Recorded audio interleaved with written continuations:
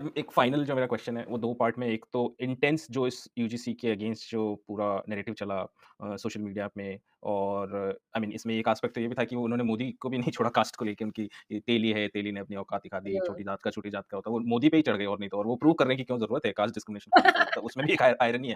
तो बट ये था बहुत ही ज़बरदस्त कास्टिस्ट एक तरह का उन्होंने हुँ। नैरेटिव इन्होंने बिल्ड अप किया कि हमने पहले इनको बहुत कुछ दे रखा है, फिर से आएँगे, अब हमारे पे करेंगे। बट ये नैरेटिव जो कि टेक्निकली एक माइनॉरिटी है, माइनॉरिटी लोग हैं, बट इतना स्ट्रॉन्ग और इतना इन्फ्लुएंशियल है क्योंकि सारे जो मीडिया ओनर के हाउसेस हैं, जो बड़े-बड़े थिंक टैंक वाले लोग हैं, या फिर इवन जजेस भी काफ़ी हद तक वो काफ़ी सिम्पैथेटिक लेंस रखते हैं इसको, इस पर्टिकुलर इश्यू को लेकर या फिर उनकी डिमांड्स को लेकर। तो एंड में उन्होंने इस पे स्टे लगवा ही दिया। तो पहली चीज़ तो ये इस पर्टिकुलर सोसाइटी के बारे में क्या कहते हो? सेकंड, अब इसका फ्यूचर कैसे लग गया? तो what are the legal possibilities ahead?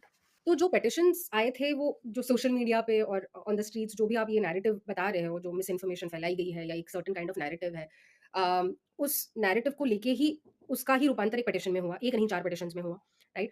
हमारा जो पेटिशन था जो बोल रहा था कि कास्ट बेस्ड डिस्क्रिमिनेशन कैंपस में एड्रेस करो, वो 2019 से पेंडिंग है। उसका फाइनल कंक्लूजन कहीं 2026 में आया है, ठीक है? जिसके तहत ये रेगुलेशंस आए।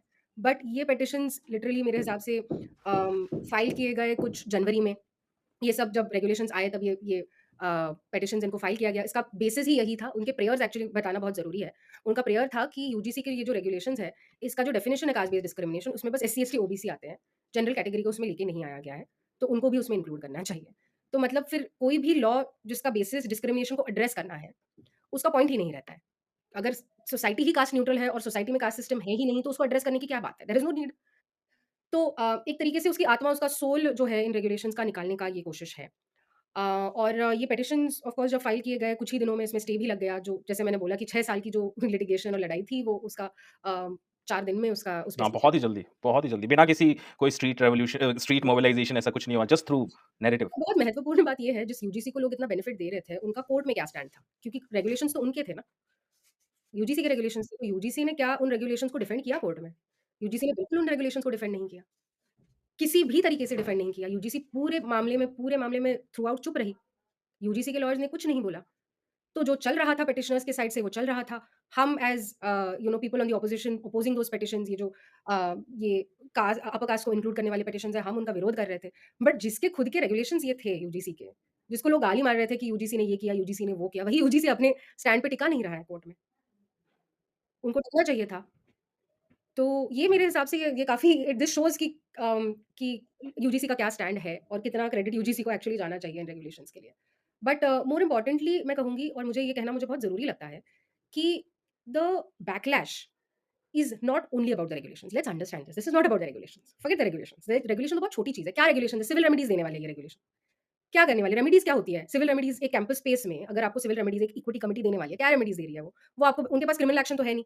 वो आपको नहीं, नहीं लीगल बेसिस है, वो लॉ है, बट वो सिविल लॉ है, मतलब उसको आप किसी को जेल नहीं भेज सकते हो ना। आप जब आप कोर्ट नहीं हो या आप क्रिमिनल जस्टिस सिस्टम नहीं हो, तो आप एक इक्विटी कमिटी हो, आप क्या बोल सकते हो कि आप बोल सकते हो एक अपॉलजी लिखो। If there is a finding कि ये डिस्क्रिमिनेशन हुआ है, आप बोल सकते हो एक एक अपॉलजी लिखो, यही होता है इन कमिटीज़ में, बता रही हूँ, ये प्रैक्टिकल है।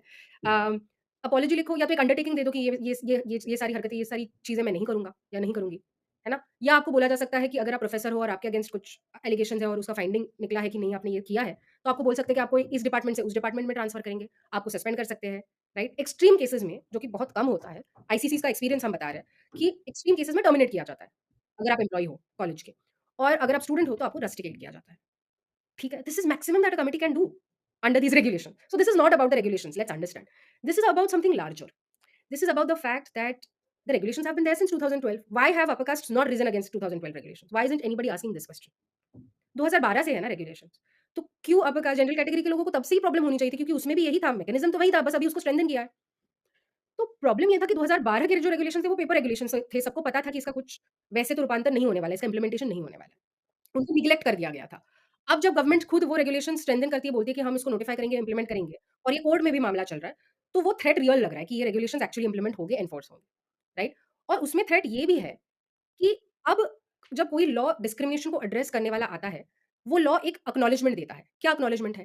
कि discrimination is a reality of your public space, of your campus space, of your higher education institute. एक एक्नॉलेजमेंट है ना, आप किसी चीज़ को इसलिए एड्रेस करते हो क्योंकि आप एक्नॉलेज करते हो कि वो चीज़ एक्जिस्ट करती है। तो ये एक्नॉलेजमेंट जो है ना, इस एक्नॉलेजमेंट से दिक्कत है अपर कास्ट को। That is my feeling. That acknowledgement is the reason why.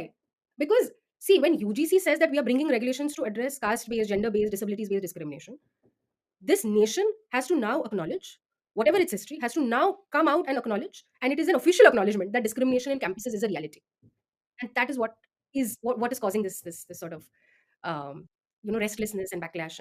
क्योंकि वो acknowledgement हम देखते हैं ना, we've been talking about how castelessness is a real thing, right, in our society. So that acknowledgement, neither the right wing nor the liberals, upper caste liberals, nor the leftists, and you will see their statements on this, they don't want to make that acknowledgement, right? So I think all in all, this is not at all about the regulations. This is the larger, जैसे बाबा साहब ने कहा है ना कि जो revolution counter revolution है, Buddhism versus Brahmanism, it's the same, it's the reiteration of the same struggle and fight that we are seeing happen. And I'm so glad actually that we are seeing this. Like our generation is seeing this. That ये जो reality है हमको दिखनी चाहिए.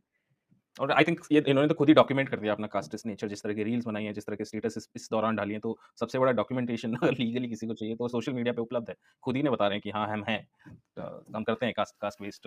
Yeah. तो वो सारी चीज़ें, इसमें एक नैरेटिव वो भी था जिसके अंदर जो कि हाईली प्रिविलेज्ड जो सवर्ण थे, जैसे कुमार विश्वास, वो कविता लिख रहे हैं कि मैं तो हूँ अभागा स्वर्ण।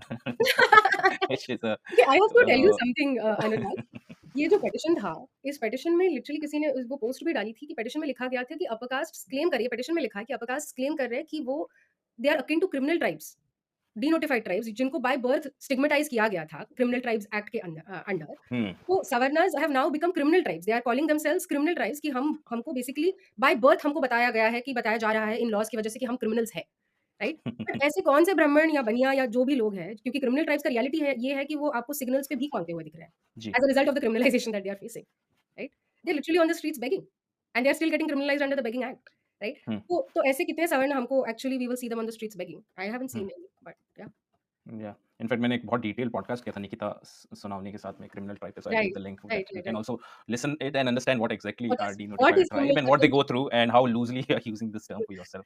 And so the this is immediate there. oppressors of criminal tribes are also upper castes. Yes, So yes, yes. basically, So yeah. yeah, superb. Thank you so much, Disha, for coming to this podcast, and you have so brilliantly articulated this whole. There was so much of noise around this UGC, and you have deconstructed it in such a detailed way. Thank you so much for coming Thank to you this so much for podcast. having me, Anurag. Thank you. Thank you.